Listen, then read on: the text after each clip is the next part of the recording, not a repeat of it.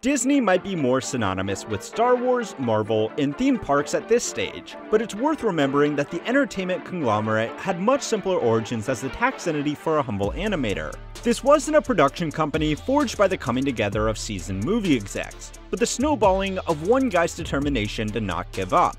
Of course, in retrospect, the destiny of Walter Disney seems inevitable. His adaptiveness kept him one step ahead of the competitors, and his grit broke through barrier after barrier. But given how much he came close to giving up, and how often he went broke, it's worth chronicling this transformation from freelance cartoonist to cinematic visionary.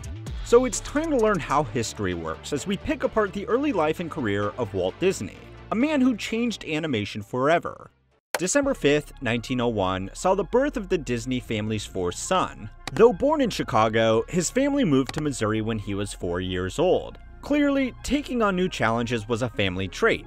Walt's parents were Americans of German and English descent, which meant that the blood and resolve that saw his ancestors travel the Atlantic to the New World was in his blood too. In fact, duty and hard work were such a part of his DNA that even in school, he would wake up at 4:30 to deliver papers. He even got his first commission some years earlier, when a retired doctor in the neighborhood paid him to draw a picture of his horse. Horses are notoriously hard to draw, and children are notoriously bad at drawing, so it's fair to say that the kid had talent. Yet, despite his early and strong abilities, he did not doodle in class, though that was probably because his paper route left him exhausted. He would fall asleep and receive poor grades, but nonetheless did not give up the paper route. Outside of school, he was gradually developing his artistic interests with vaudeville and motion pictures. So, despite his unimpressive academic record, he enrolled in Saturday courses at the Kansas City Art Institute, and even took a correspondence course in cartooning. Of course, at the time, the only career path for cartoonists was in designing theater brochures and perhaps a newspaper strip.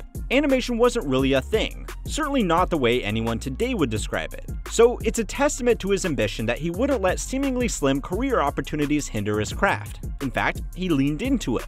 In high school, he became a cartoonist for the school newspaper, and took on night courses at the Chicago Academy of Fine Arts. That was until he could no longer resist his patriotic call to duty. World War I had been raging for many years, but Walt's enrollment was rejected for being too young. Not to be outdone, and demonstrating his preparedness to find another way around, Walt forged a birth certificate which successfully helped him join the Red Cross as an ambulance driver. Eventually, he was shipped to France, though he would arrive after the armistice. Despite his short-lived and illegitimate military service, he was nonetheless able to use it to promote his own work.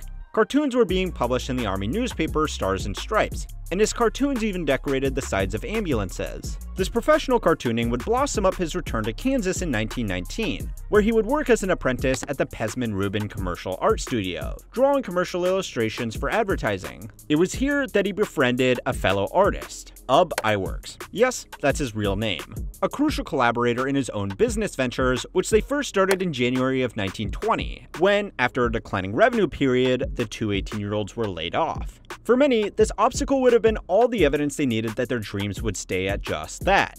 But for Disney, it was an opportunity to cut his own path. Disney and Iwerks formed Iwerks Disney Commercial Artists, which very quickly went bust. But all was not lost. They simply put the enterprise on the back burner when they took corporate jobs in ad companies to keep them afloat.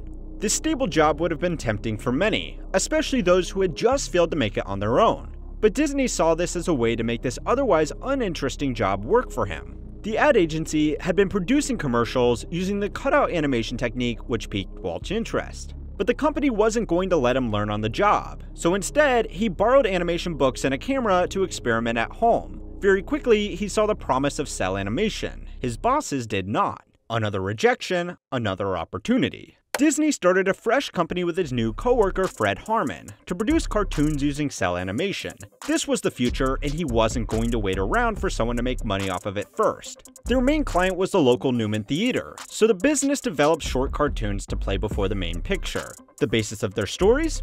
Fairy tales. It might seem like a no-brainer in a world with Little Mermaids and Beauties and Beasts, but Disney had known something that many people now don't seem to appreciate. Universal stories have universal appeal.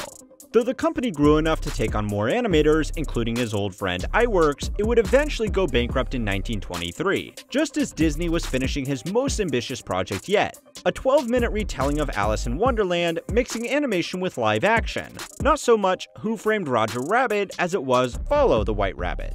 Walt was now 21 years old, with 2 failed companies under his belt, but also a varied and inventive portfolio. His next choice would be to move to New York, the center of the cartoon industry, or try this new place called Hollywood, where he could maybe find work as a live-action director. Over the next year, he would be turned away by LA, unable to find a seller for his Alice in Wonderland shorts, until he heard how New York film distributor Margaret J. Winkler was losing the rights to Felix the Cat and needed a new series. Another opportunity. By October, they had signed a contract for 6 Alice comedies, with further options making him, at least on paper, a Hollywood director. Together with his brother Roy, they founded the Disney Brothers Studio, which later was renamed the Walt Disney Company. Not to say they had a falling out.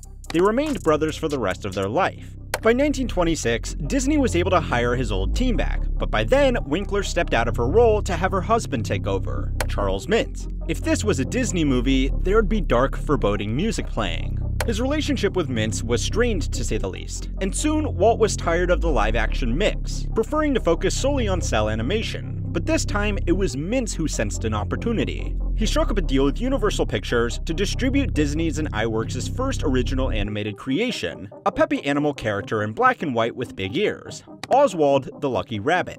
Now Disney was making cell animations using his own characters, and it was a hit. It looked like his fortunes were finally turning, but appearances could be deceiving. Mintz reduced his pay and persuaded many of Disney's artists to work with him directly, including Fred Harmon. To make things worse, Disney came to learn that he didn't own the rights to Oswald, Universal Pictures did. Mintz presented an ultimatum: work for him at a lower rate or he'd set up his own studio to make Oswald cartoons without Disney. Disney declined the offer and lost all of his staff, except for iWorks, who stayed with him out of loyalty.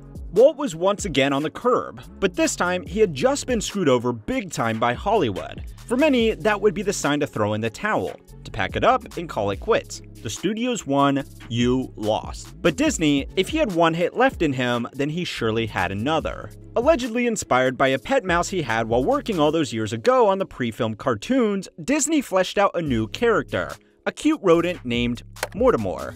Thankfully, his wife suggested that Mickey might sound a little less pompous. Sure enough, she was right, and a star was born. The designs were refined by iWorks, who would do most of the animation work, with Disney stepping back to concentrate on producing and directing. But even after 2 screen tests, no one seemed interested in their creation. Thankfully, Disney was used to turning obstacles into opportunities, and as luck would have it, 1927 was the year of The Jazz Singer. This was the era of the talkies. Sound was the next big thing, so Walt Disney knew that their third short, Steamboat Willie, needed synchronized sound. They signed a deal with a former executive of Universal Pictures, Pat Powers. Yes, that's his real name too, so that they could use the Powers Cinephone, a recording system for Mickey Mouse and the Silly Symphonies line of cartoons. His fortune was changing, but Hollywood wasn't.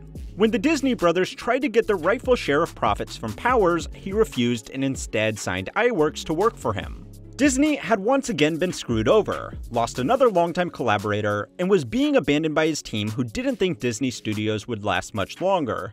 But even this man's resolve has a limit. Walt Disney had a nervous breakdown, fueled as much as Hollywood meddling as his own overwork. Losing his distributor would become a godsend, as it freed him to sign a contract with Columbia Pictures, whose international distribution helped him build the success of Mickey Mouse. Back on his feet, Walt jumped at the next Technicolor development, full-color 3-strip Technicolor. From here on out, his shorts would no longer be in black and white. This leap into the next innovation paid off by securing him an Oscar at the inaugural award ceremony, and another year later, this time for The 3 Little Pigs. His company was leading the animation frontier and growing in size, yet Disney was not satisfied. Work on these shorts was becoming boring, and they weren't as profitable as feature films. The logical question was whether an animated feature film was possible. He determined it was, and greenlit Snow White and the 7 Dwarfs. But once again, his ideas and ambitions were met with rejection and ridicule. Trade papers said his investment in a story department would lead to bankruptcy, and that the project was too ambitious to succeed. There was no market, no precedent. The man was a fool, but yet he persevered, even when the budget tripled and he had to pay for animators to develop their craft at the Chouinard Art Institute. He even had to develop his own technology, a multiplane camera to pull off the cutting-edge techniques, much to the joy of the detractors who couldn't wait for a chorus to get his folly. But instead of crashing and burning, Snow White became the most profitable sound movie in 1938, landing him yet another Oscar, and ushered in what historians now refer to as the golden age of animation. From here on out, Warner Bros. Would become a competitor with Looney Tunes, as would MGM with Tom and Jerry. But as we know, Disney would remain the top dog. Today, Disney has impacted almost all of our lives, as we have, in one way or another, enjoyed a Disney movie. But there's one man whose name you probably never heard of who has actually had a much bigger impact on your life. In fact, he saved it. Go and watch our video on how Stanislav Petrov prevented total nuclear annihilation. As always, don't forget to like and subscribe to keep on learning how history works.